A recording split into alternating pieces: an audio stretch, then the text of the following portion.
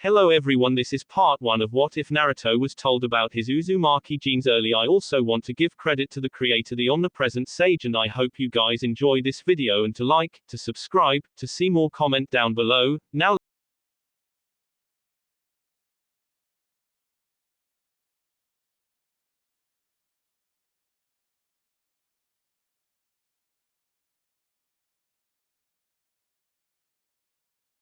Naruto's training trip with Jiraiya, but because there are certain events that don't happen as they did in canon, I will start with a flashback that changed things.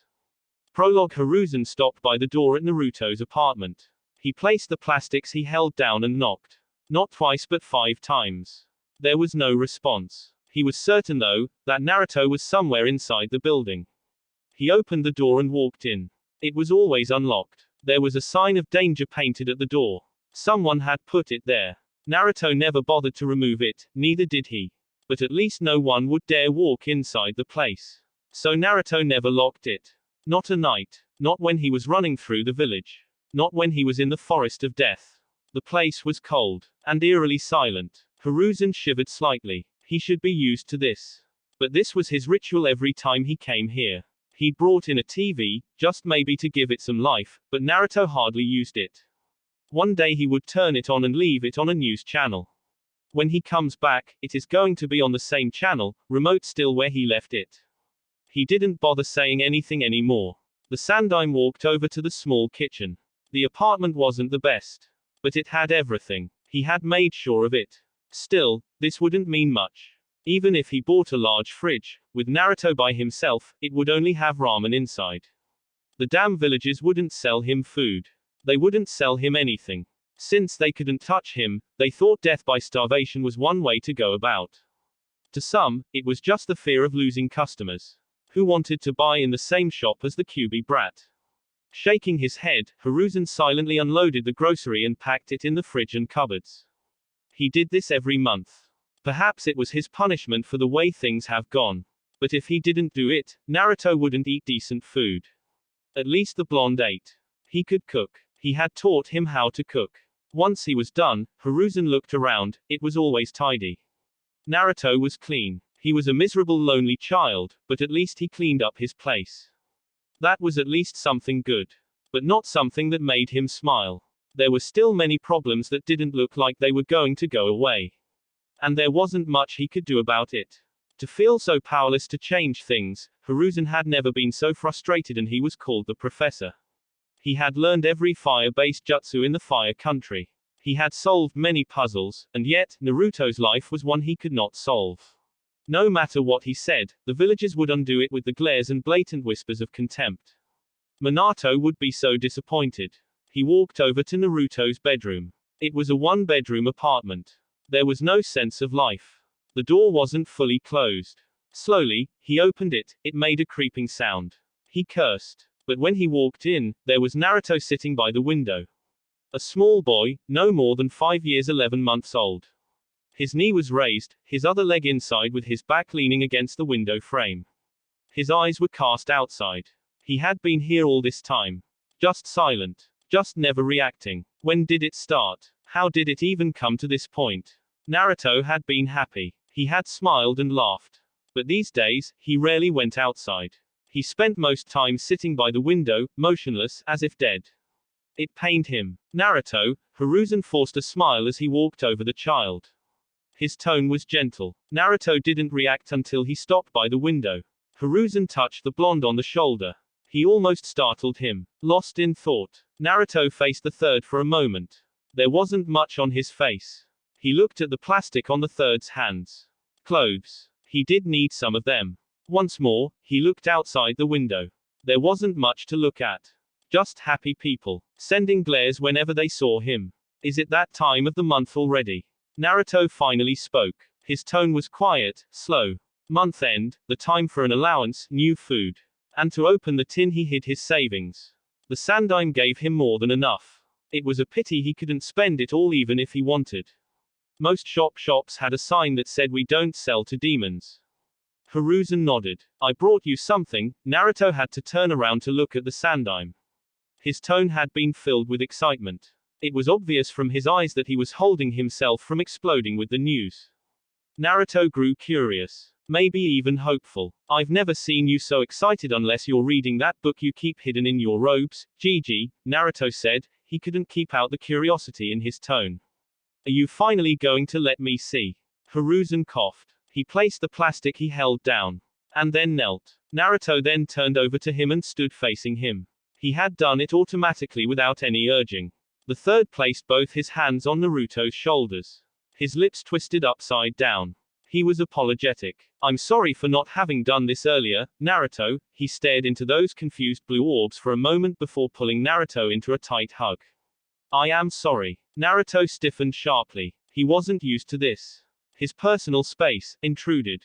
When the Sandaime didn't let go, his hands slowly moved and he wrapped them around the old man. Warmth. It was a beautiful feeling. He pulled tighter to get more of it. He buried face on the Sandaime's shoulder, enjoying the warmth. It was at moments like this that something he couldn't explain occurred to his heart. His eyes usually water, but the feeling was good. He didn't always get it.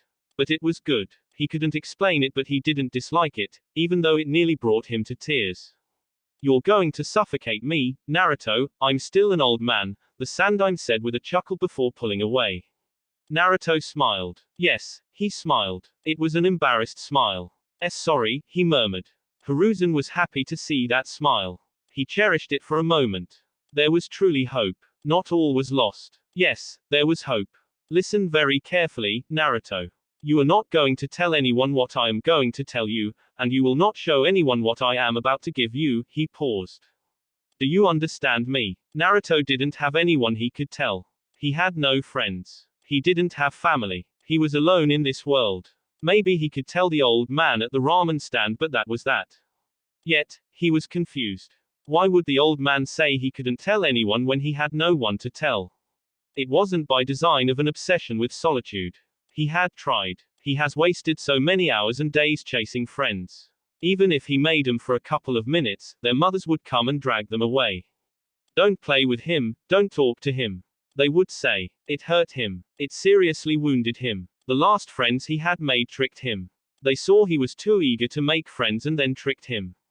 They had sent him to the forest of death. He should have known with the danger signs on the fences. He should have known when they laughed with madness when he crawled under the fence, but he had been eager. The forest had nearly killed him. The Sandaime hadn't been amused.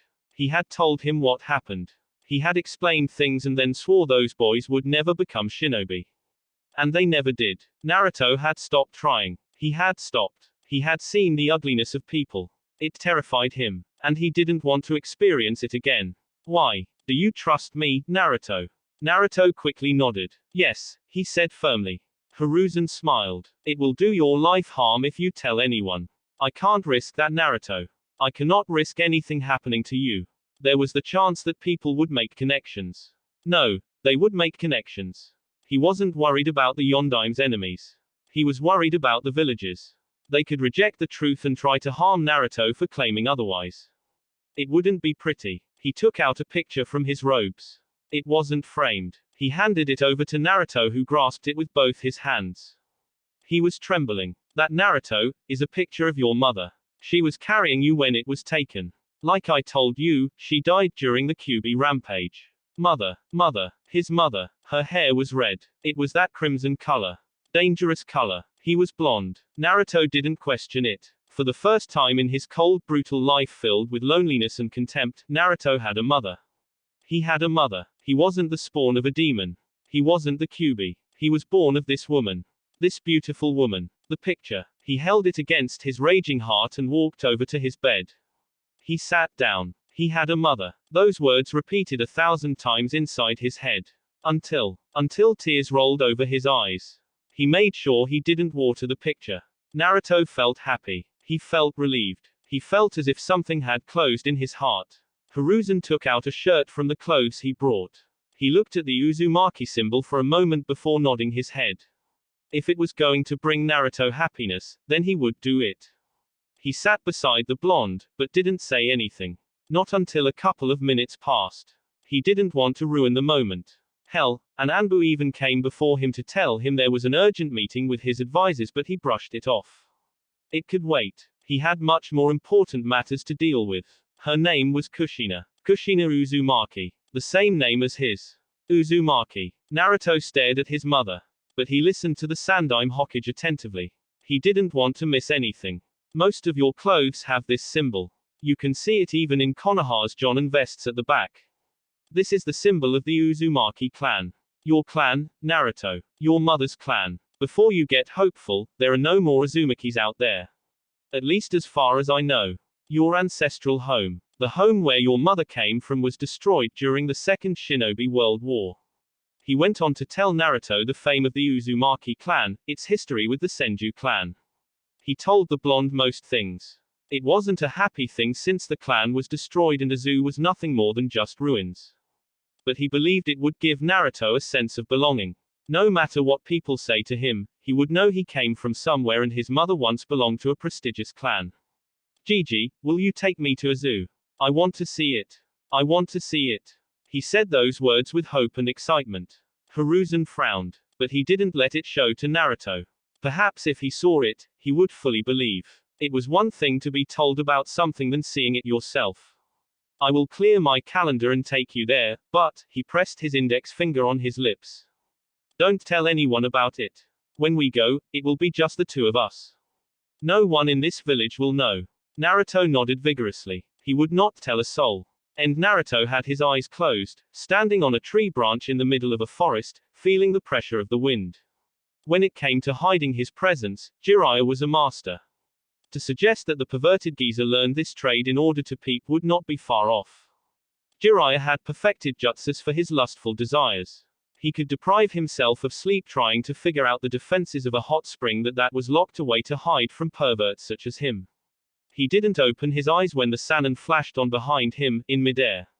His right foot blasting the airwaves as it moved towards the back of his head.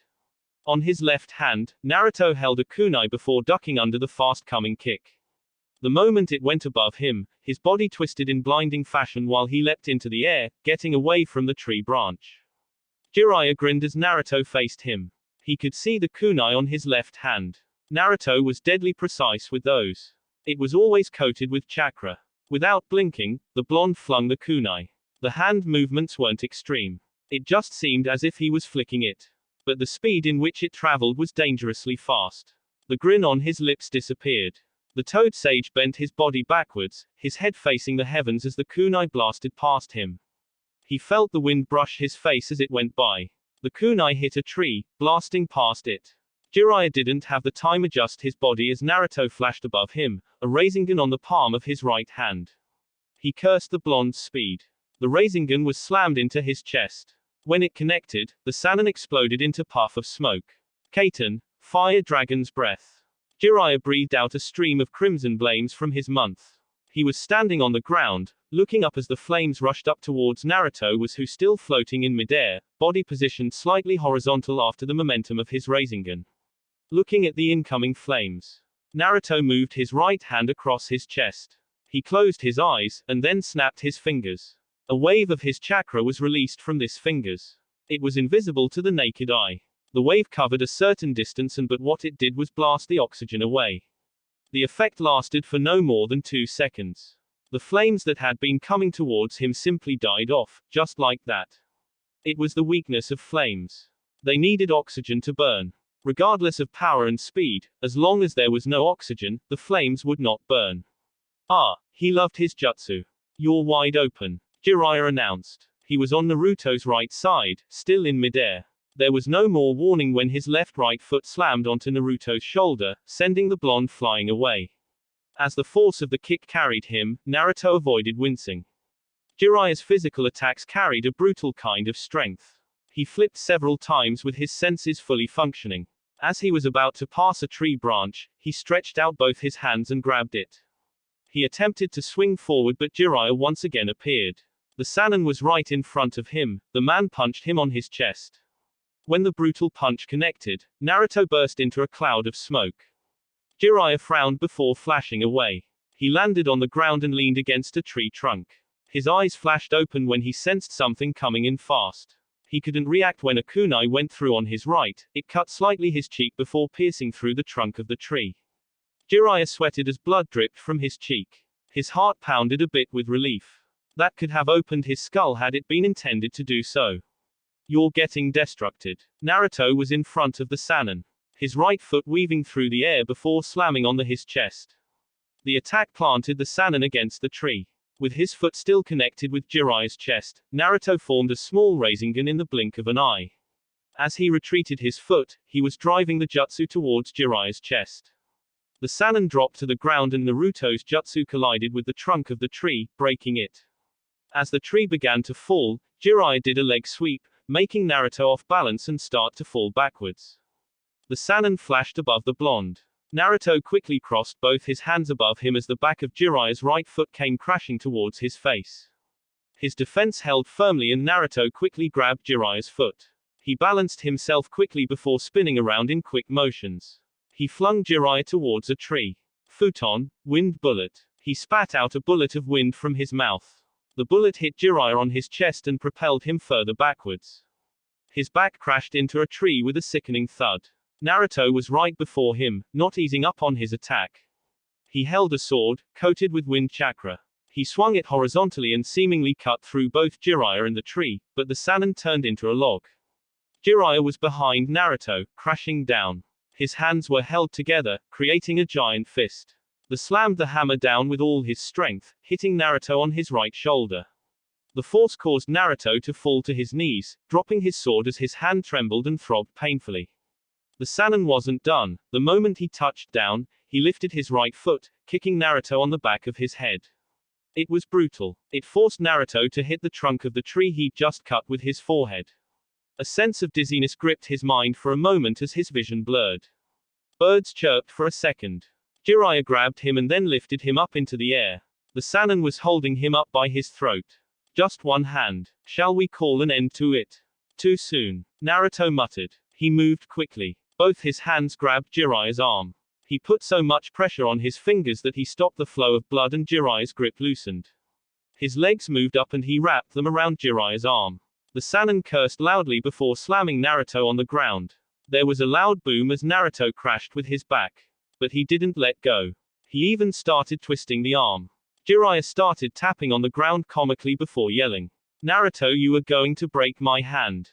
Do something about it. Naruto yelled back, careless of Jiraiya's pain. You shitty brat, if you break my hand, I won't be able to do research properly.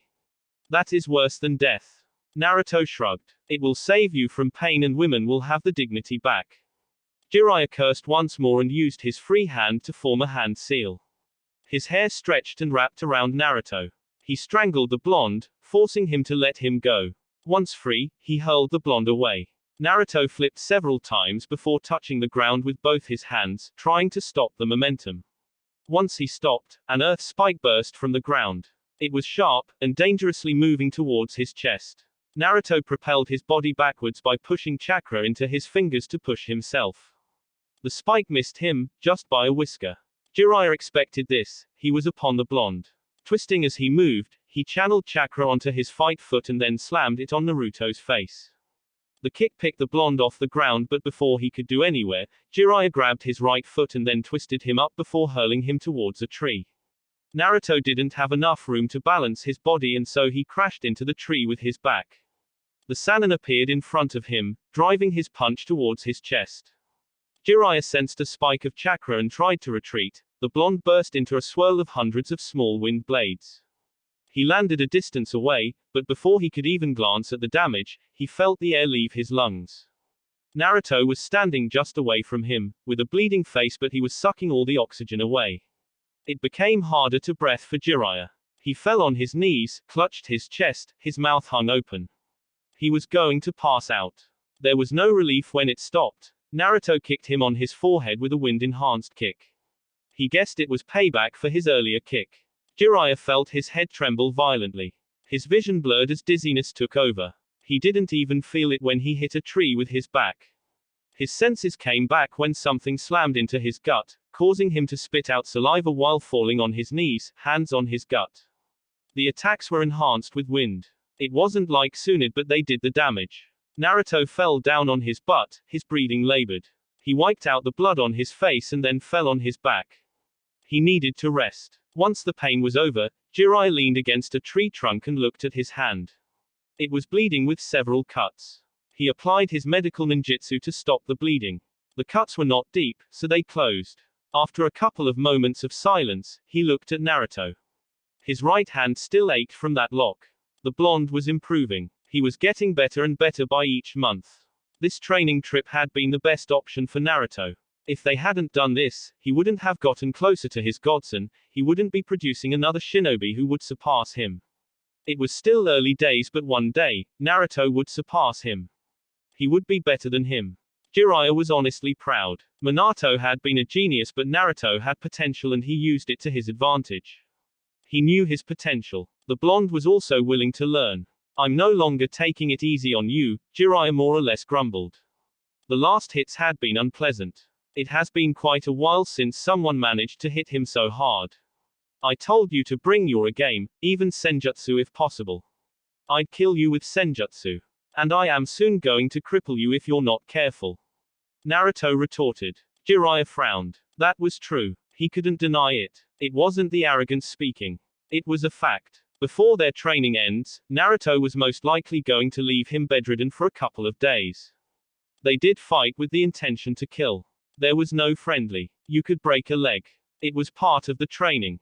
Part of fighting experience. More than anyone, Jiraiya knew the experience was important for survival. Your reflexes are good and your speed has improved. But you need to stop leaving gaps between your attacks. Jiraiya lectured. You also leave yourself open each time you snap your fingers. It is only for a second. When fighting against normal shinobi, I can recover quickly. Don't take comfort in that. You will fight people even faster than me. If they are faster, they will attack on that lapse of concentration. If you cannot work around the problem, it is best you leave that jutsu for emergencies. I think that would be best, Naruto said before going silent for a moment. It requires maximum concentration and I must stop breathing monetarily. For you it might be seconds, but for me, it is like minutes. Well, we can't take away the fact that the jutsu is a work of genius. It basically makes the fire element useless against you, Jiraiya smiled. When are you going to broaden your arsenal? You can't be satisfied with just wind. That aside, wind is weak against some elements. You must always be ready to adapt to any change, and using different elements helps in this regard. I can work something out with fire. Given my extensive knowledge of the element, using fire-based jutsus for me should require minimal effort, Naruto said, getting up. I will send a letter to Tsunade for her to send us some scrolls with fire-based jutsus, he said while getting. Come on, let us go back to the town. He looked at himself and frowned. This is going to drive away customers. Don't flatter yourself, you're not pleasant to look at even when you are clean. Jiraiya glared at Naruto. Neither are you. He spat. Naruto shrugged. I have never been pleasant to look at. I have accepted that, he said indifferently. But you seem to be struggling with denial. You should sit in a dark corner and repeat after yourself, I'm not pleasant to look at, I'm not pleasant to look at. I know it will finally click in. Jiraiya didn't ease on his glare. The cold dark humor. Sometimes Jiraiya questioned Naruto's sanity. But he knew there was no harm. He was used to it. They would be laughing any moment. It has always been like this. At least he was with his godson. Who else did he have? The Sandaime was gone and that had truly shattered the blonde.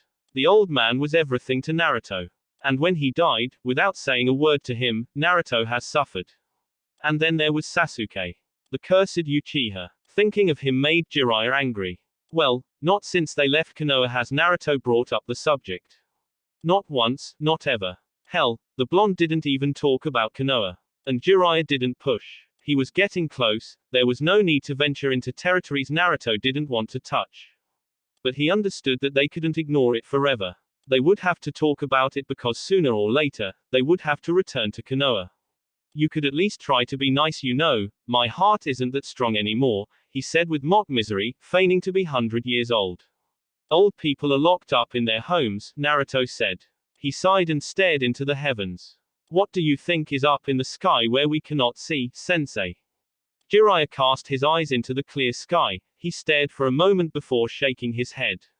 I don't think there is anything there. I don't think there is life there. Interesting, isn't it? Naruto said. What? You say there is no life there, but up in there is where this world receives its life. If the heavens do not make clouds for rain, The trees, the animals, the grass, these things will die. The rivers will eventually run dry and people will be next. There is no life there, and yet, it is where we receive our lives. Once again, Jiraiya looked into the sky. He couldn't argue with the blonde on that note. One thing he has noted about the blonde was that he was deeply knowledgeable about many things. And he knew how to apply his knowledge. Perhaps it was the wisdom he gained from spending much time with the Sandaime Hokage. When you spend time people, something about 'em also rubs off you. That is nature, Jiraiya said. Naruto nodded. Yes, nature, so beautiful, calming, and yet it can be so dangerous. I like nature, he said before changing the subject. I have been curious, you have no shame, have you ever tried peeping on Tsunade? Jiraiya's body froze. Yes, it was more of a whimper than anything. He could never forget that memory. He still had those wounds from the beating she had dished on him. He fought with the crazy side of him that said it was worth it because he had nearly died that die, literally. Tsunade had pummeled him hard. She had broken so many bones, the pain. Worse, she healed him after doing it and then threatened to beat him into the brink of his life again if he tried it once more. Well, those had been younger days. He could escape now, but he wouldn't dare try it again. He had learned his lesson. Judging by that response, you must have received quite the beating. You don't know half of it, Jiraiya said with his eyes closed. He swallowed hard to banish the memory. She nearly killed me. Since then, I say anything to her but never again. Never again, but you did see, right? Naruto glanced at the Sannin. It must have been something else. She must have been a very delicate young lady when she was younger. She was, Jiraiya said. She is still beautiful, he added.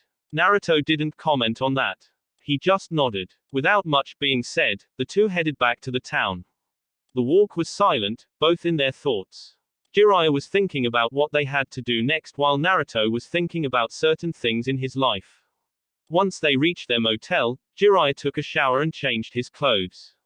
There was no need to rest for the Sannin, he was going out and likely not to return for the night. Naruto didn't question it. He knew what the Sannin was going to do. They had chosen this town because of its fun activities. There were casinos, brothels. Jiraiya's kind of hunting ground. He loved places like this. He always danced with joy when he thought of what kind of material he was going to gain through his peeping work or getting drunk with young girls who giggled and laughed hysterically whilst he tells them his legendary stories. The man walked out of the bathroom, already grinning madly. You could see it in his eyes, his body language. He was going to have fun. Well, the past 4 days had been spent training vigorously. The man probably felt he needed to reward himself. Jiraiya contained himself and walked over to the window. He opened it and then turned back to face Naruto. We are going to leave this town in the next couple of days, he said a bit seriously. They never stayed at one place for too long. The longest they had stayed was 2 months, they were always moving around, seeing different places.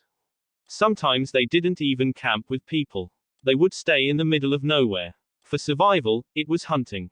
They always made sure there was water close if they were going to camp in the middle of nowhere. We have stayed long enough and I am certain that by tomorrow, you'll no longer be able to walk in the streets without women chasing after you along with their husbands. Jiraiya glared at Naruto. It had happened at their last village. It hadn't been fun and he had been forced to depart early. He was surely not going to return to that village again. He would be burnt on a stake like a witch if he returned to that place. There were wanted posters of him in good spots. And whose fault was it that I was nearly killed? Naruto shrugged. You left without giving me money for food.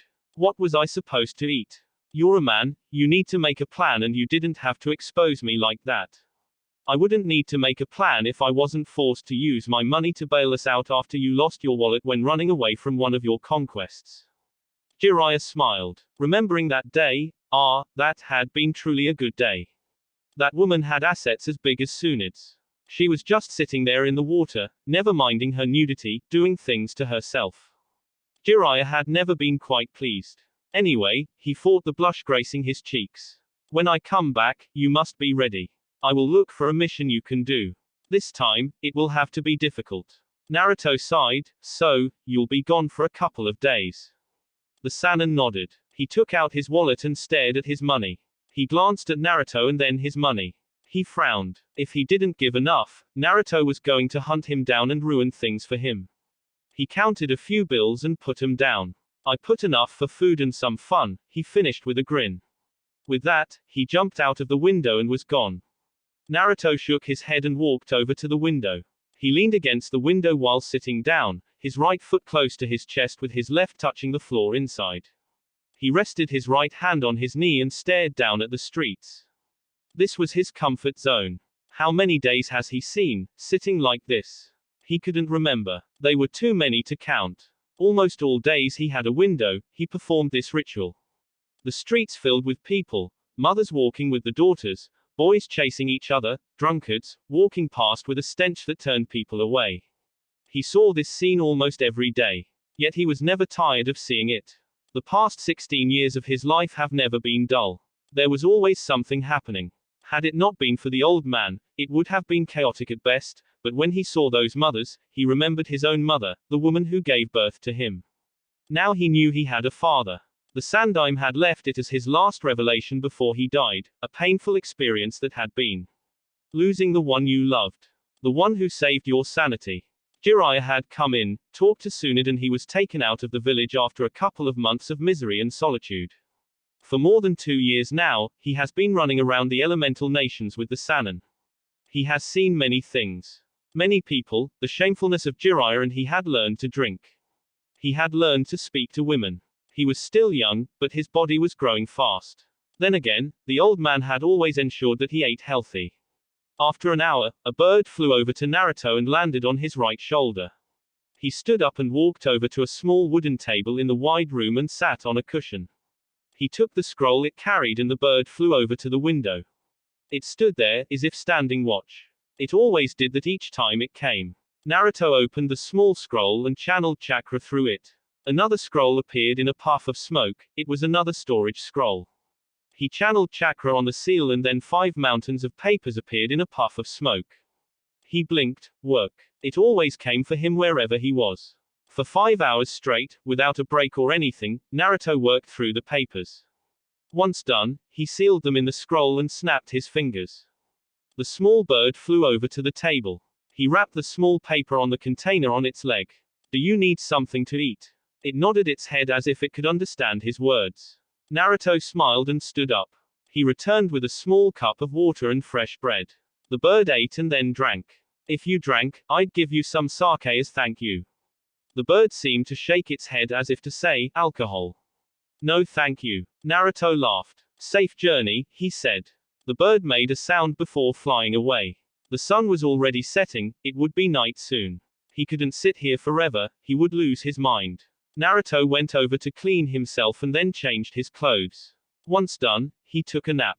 By the time he woke up, it was dark outside. He pocketed the bills Jiraiya left him and put his hands on his pockets before walking out.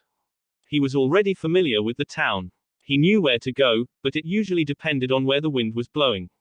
His mind wasn't focused on the road ahead, so he only blinked when he stopped at a bar. He could hear the music blasting from inside, voices of male and females. Miserable people having fun and happy people expressing their joy. To be human, to be alive. People came here. There was a guard at the entrance. It was to guard against children walking inside. The young ones had a rebellious streak about them. They liked the joys of the adults. The forbidden ecstasy always seemed to be too attracting to humans. Naruto just still 16, still underage, but he was a shinobi. Those rules didn't apply. When the large man saw his headband, he merely grunted and opened way for him. The insides were dimly lit. The noise was too much. But those who complained about it shouldn't be here in the first place. They should be at home sleeping or reading night stories to their kids. If you couldn't handle the pressure, just stay away from it, or so a certain lady had told him. Naruto went towards the bar. He didn't sit, he looked around and saw a free table by a corner. It was dark and you couldn't see clearly. It was his perfect place. He ordered 4 bottles. Once they came, he took 2 cups and walked over to his little corner. Solitude, the alcohol, the perfect combination to drown in bitterness. Konoha, it has been 2.5 years since Naruto left the village and still, there was no mention from Jiraiya on when they would return. Her friend hadn't even been returning. He sent letters every now and then, but he never showed up. Even now, she was looking at his letter. She was going to write for him to show up before her. Tsunade missed them. She really did miss the two. They had brought her back to this village and now they were running around in the elemental nation without her, her old life. She hoped that Jiraiya wasn't teaching Naruto how to gamble. She had permitted him to go away because Naruto hadn't been the most happiest of people. He was miserable. The Sandaim's death had affected him deeply, and from what she had learned was that the old man had been the only person he talked to before he made a couple of friends at the academy. It hadn't been easy, and that only happened in his last year. Jiraiya said he was fine. But she was a bit concerned. He was family in a way. He was the son of Kushina, someone who had been from her grandmother's clan and someone who was close to the old woman. She wasn't the one who was by Mito when she died, it had been Kushina, Naruto's mother. So, she did consider him family. Tsunade placed the letter on top of her desk and tapped her fingers. Something wrong, Tsunade-sama? Sakura asked quietly. The slug princess glanced at the Pinkett. She had grown. Well, she had trained her well. But she was still obsessed with Sasuke. That rotten child. He had been spoiled rotten. From what she knew, Tsunade didn't understand why the villagers adored him. She didn't see why girls liked him. He had a cold personality and he was rude. Did the girls really like him like that? If someone said they had been brainwashed, Tsunade wouldn't disagree. Sakura had been willing to throw a fit if someone said bad things about her beloved. The damned Uchiha, no, Tsunade said with a shake of her head. I'm just worried about Naruto. It has been 2.5 years now, and from Jiraiya's letters, they are still training. He is even requesting scrolls to continue with Naruto's training, she explained with a frown. Naruto, her teammate. The boy she'd been cruel to in the days. At some point, even Sasuke had yelled at her and told her that she didn't understand anything. She didn't know anything. Sakura had been hurt, but she hadn't understood why Sasuke gave her that reaction. Now she did. She had been cruel to him. She never acted like a teammate. There were good memories, but her attitude towards Naruto bothered her these days when she looked back at it. Perhaps it was because now she understood things about him. She knew his story. She knew why he got along with Sasuke. They were both lonely people. They both didn't have anyone. And she had mocked Naruto for not having parents. Sasuke didn't have them either, but she had considered that his had died. Naruto had never known his. He was an orphan, but she never considered Sasuke as an orphan, but he was in the same boat as Naruto. How is he? Sakura asked carefully. Jiraiya never explains in detail, but he is fine, Tsunade said a bit bitterly. Sakura was surprised at the realization. So he has never sent you a letter? Tsunade nodded. No, not even one, not since he left. I have only been hearing from Jiraiya. If this continues, I will order them to come back, she said firmly. She didn't say anything as Shizune walked into the office, holding more stacks of papers. She frowned. Why do you have to bring that load now? I just finished another one. It is going to pile up if I leave it, Shizune said calmly. There is also this, she said, handing a report to Tsunade. The Godime looked at the report for a moment before frowning. Troubling news, she didn't need it now. She closed it and put it on the drawer on her desk. She handled the letter from Jiraiya to Shizune. Please make sure you get everything in the list, I need to send them to Jiraiya. Shizune looked at the list. She left quietly without saying another word to Tsunade. Once Shizune was gone, Sakura took the opportunity to ask. Anything on Sasuke? She asked hopefully. Her eyes widened, she didn't want to miss anything on Tsunade's face. Tsunade shook her head. Still nothing. Well, he is with Orochimaru, he is rather difficult to track down, she frowned. But we must find him. The time is coming for Orochimaru to change bodies, and if we don't act, he might take Sasuke's body. That will be over for the Uchiha. Sasuke-kun won't let that happen, Sakura said firmly. When Tsunade merely stared at her, she sunk down a bit and became nervous and worried. Do you think he will? That is the only reason Orochimaru gave him the cursed seal, Tsunade said. That aside, Naruto did say Sasuke said he was going to sell his soul to the devil to get the power to kill his brother. If it means giving his body to Orochimaru to kill Itachi, then he might do it. I wouldn't even be surprised if Orochimaru manages to twist Sasuke into allowing him to get his revenge for him. For a moment, Sakura's body froze. If that happened, she would never see her beloved. He would become Orochimaru. They really had to find him. If Tsunade wasn't winning, she would look herself. Can't you ask Jiraiya-sama to do something? I didn't want to burden him, but it looks like I don't have a choice. Tsunade said. 4 days after Jiraiya left Naruto. It was in the afternoon when Jiraiya returned. He found Naruto sitting motionlessly by the window. Perhaps it was something they had in common, but he never sat there like he was dead. Naruto never even used the window like the door. Never ever. Jiraiya had never seen it. Even when he was sitting there and had to go out, he would out through the door. It was strange, but Jiraiya never questioned. That took you long enough, Naruto said without turning to face the Sannin. I'd stepped out of the town to receive some information. Jiraiya said as he sat down next to Naruto. He had his back leaning against the wall, the blonde on his left side. You know, my network is very busy. I know, you sometimes leave for a month chasing shadows, Naruto responded.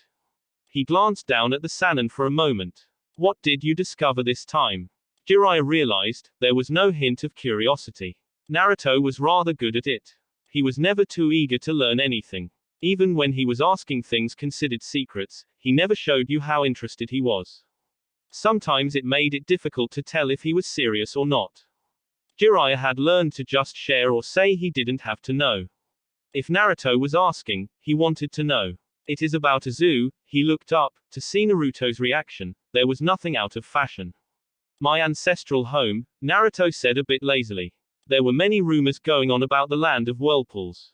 The village had been reborn, but no one knew who did it and how it came to be. Suddenly one day, people just heard the rumors and the wave country confirmed it because they traded with the village. What bothered people was that the land was being led by the unknown, someone who was called the Emperor. No one has seen him, not even the people within the village. Considering how the village saw its end during the Second World War, I'm certain some people are very nervous. Naruto added, his blue eyes staring outside once more. Jiraiya nodded. The village had been destroyed. It hadn't done anything to anyone. The Uzumakis didn't fight in wars. They were a peaceful nation, but yet, they were powerful. People were nervous about their power and ended up plotting their complete destruction. Now, there were just remnants of the clan. But with the village restored, did it mean that there were many other survivors of the clan out there and they had regrouped?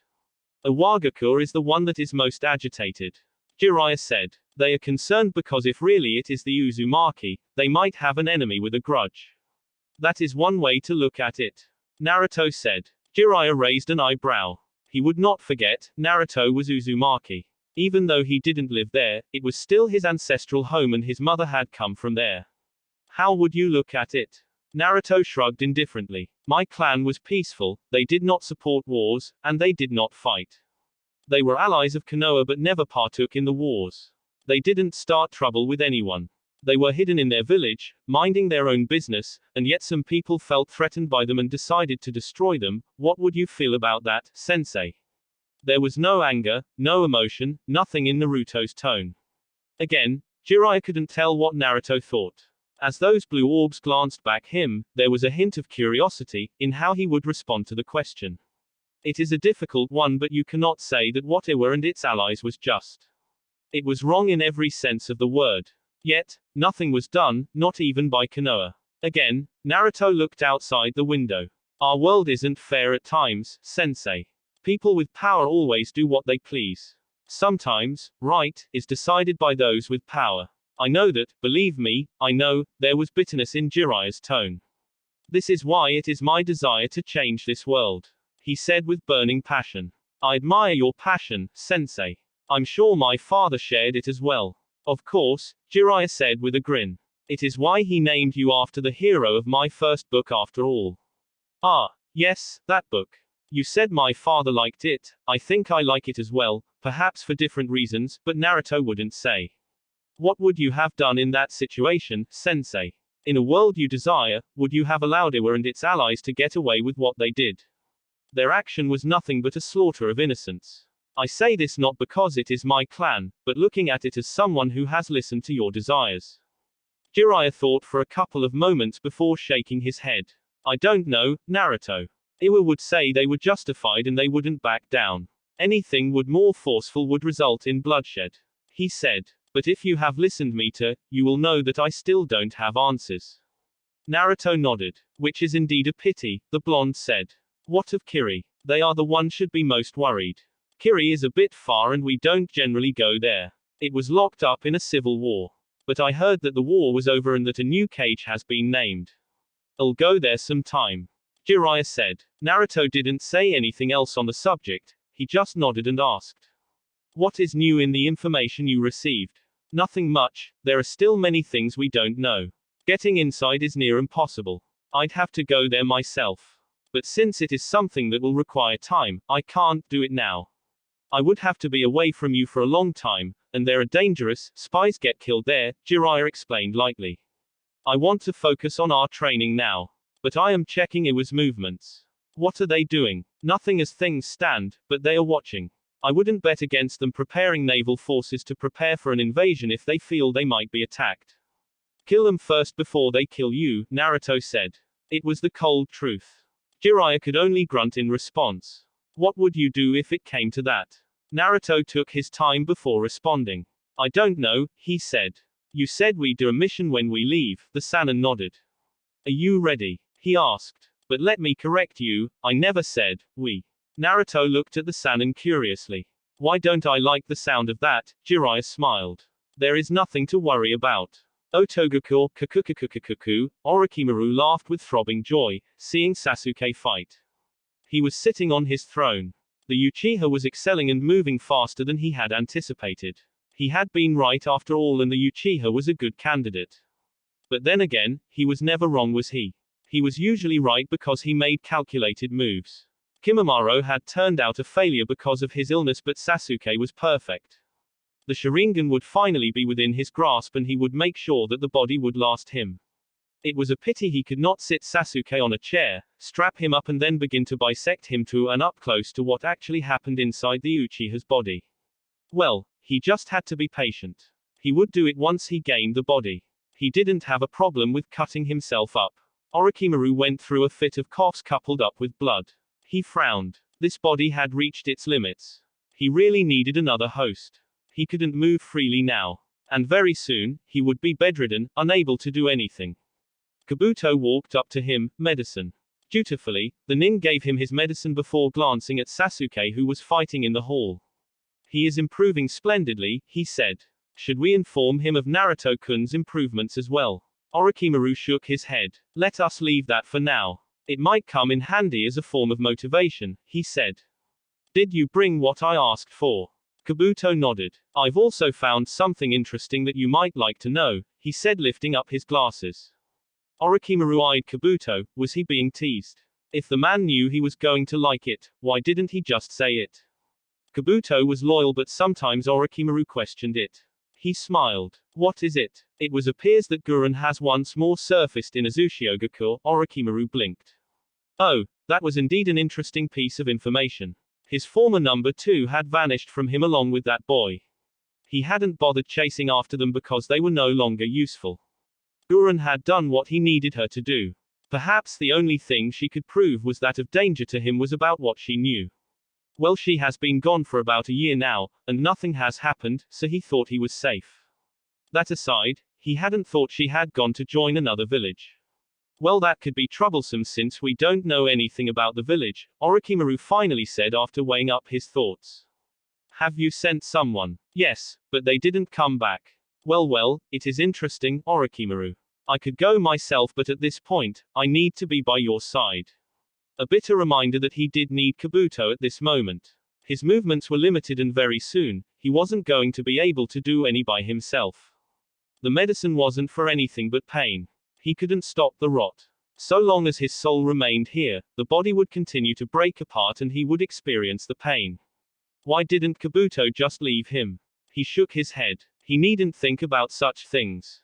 There is something I have prepared, but I'd rather not use it unless there is no other choice. I am not going to be like this forever anyway, but if Gurren was here, I'd take her body and continue to nurture Sasuke-kun until he is ripe for the taking, the Sannin said. Call him. Kabuto nodded and called Sasuke. The stoic-looking Uchiha walked up to the two, his fully matured Sharingan glaring at the pathetic-looking Sannin with so much coldness that it filled Orochimaru with joy. What? I have a mission for you. I'm finally leaving this cage, Sasuke said as he accepted a scroll from Kabuto. Everything is in there, Orochimaru said. It is merely a test of your strength. I want to see if you can succeed smoothly before changing tactics for your training.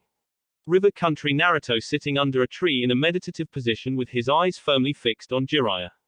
The Sannin was sitting there with him. Plans were drawn on the ground.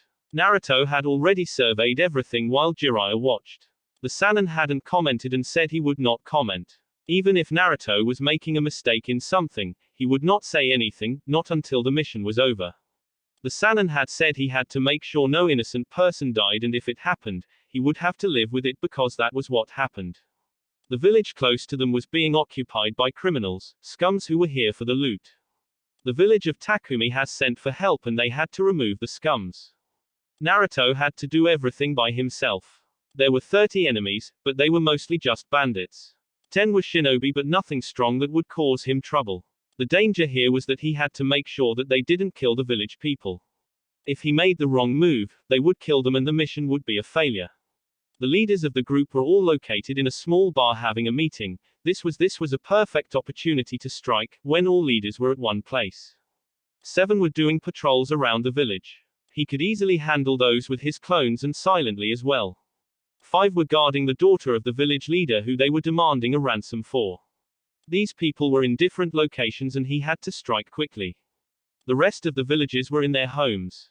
They were told not to make moves. For some reason, Jiraiya had leaked that Takumi had hired shinobi and he had to deal with people who were aware that an enemy was coming.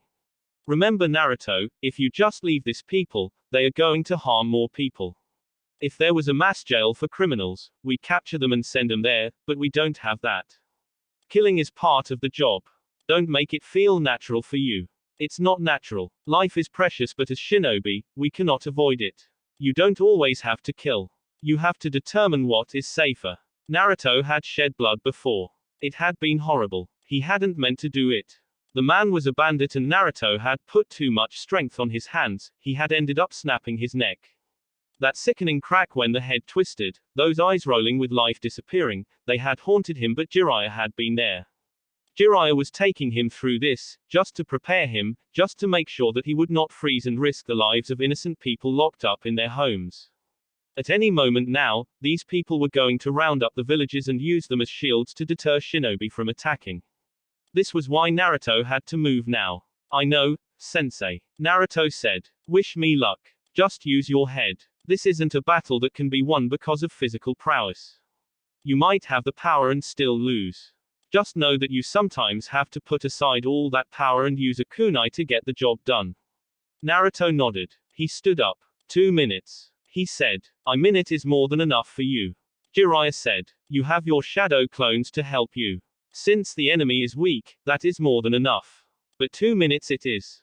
Naruto stood up and jumped onto a tree. He would have preferred to just walk into the small village and crush the enemy, but he had to be subtle about things. There were not more than 15 houses here. It was a mining village. But the gold had run out. The bandits didn't know. Imagine the disappointment when they found out. Kage Bunshin no Jutsu, Naruto created 7 clones to deal with the bandits standing guard. He created 11 more to guard the houses where people were locked, the 5 guarding the important girl were inside as with the leaders, so he could get rid of the others without them noticing. Once his clones dispelled after completing the duties, Naruto ran. His movements were as smooth as a gentle breeze. He didn't make a sound as he danced through the rooftops before suddenly landing behind a group of 4 bandits.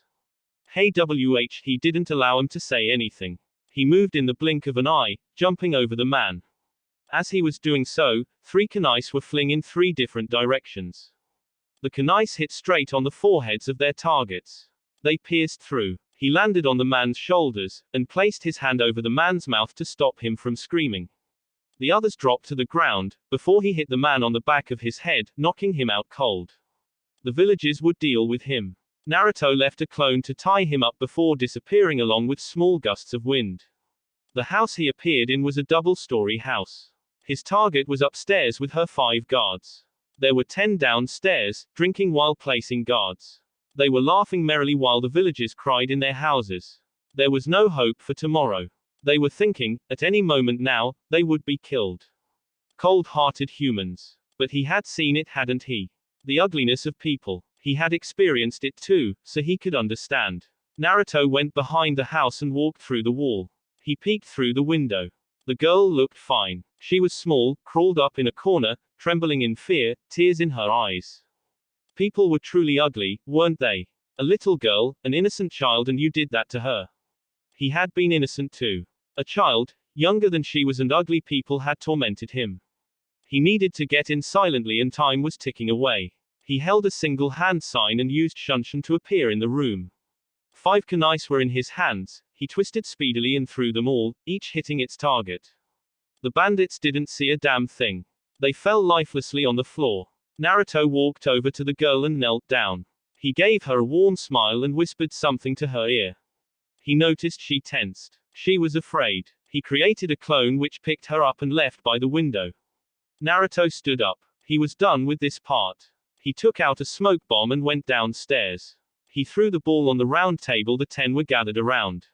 It went off, quickly covering the room with smoke. Everything else occurred within seconds, and Naruto walked out safely with his hands inside his pockets.